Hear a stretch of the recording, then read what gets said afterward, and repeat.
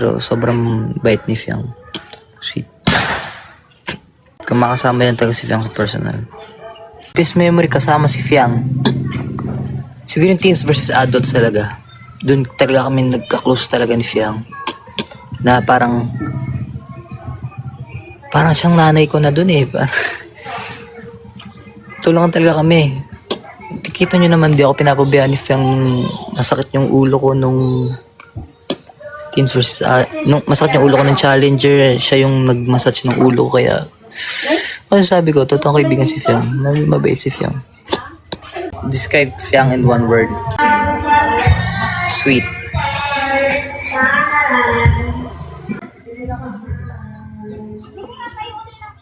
Yan, describe ko JM.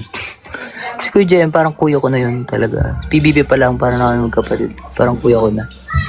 Yun yung mga, kung nakita nyo, kung nanonood kayo PBB, minsan nakikita nyo, puro tawa na lang kami ni Kuya